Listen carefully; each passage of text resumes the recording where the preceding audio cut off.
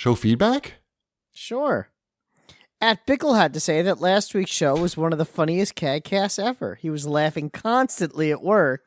It's always funny when we give each other a hard Wait, time. why are you reading it in a different... He wrote, that's not what he wrote.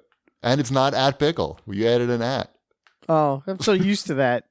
Because you say it all the time. Well, when it's appropriate, I say it. When it's what did I say that was different? You said at Bickle, and it's just Bickle. I don't think it's even from Twitter.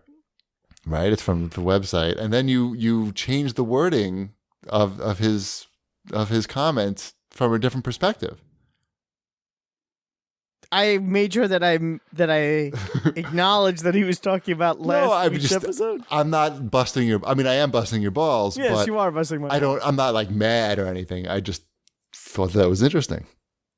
I was putting it in context. Oh, I know what you were doing. I mean, I was trying to help our listeners understand what the person was talking about. I think they know what's going on. No? Uh-huh. I'm sorry. I didn't mean to interrupt you. I'm glad that you like the show, Bickle. And I'm glad that you are giving me a hard time. That's why I'm sure the big part of the laughter came from us giving you a hard time. Yes. So at Gorgo has to say, OMG. OMG, this was a great CAGcast. I, too, was a tall, skinny guy in high school who couldn't run for shit and had to keep running that damn mile over and over. Yeah. No one realized that I had untreated asthma. Not the coach, my parents, or me. Gasping like I was dying wasn't enough warning sign in the 80s. Good times when I found that out years later. I ran a 5K last year, so fuck off, high school coach. Thanks for the memories and laughs. I should return. I was actually thinking about this before I read this guy's inspiring post, Gorgo. But I was thinking that after Gorgo. Stop.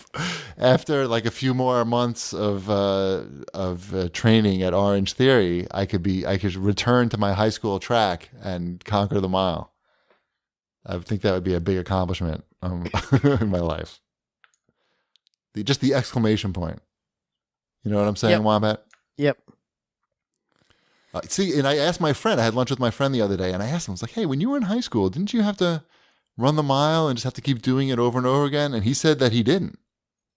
He said like it was basically one and done. Sounds like this was like a JFK thing.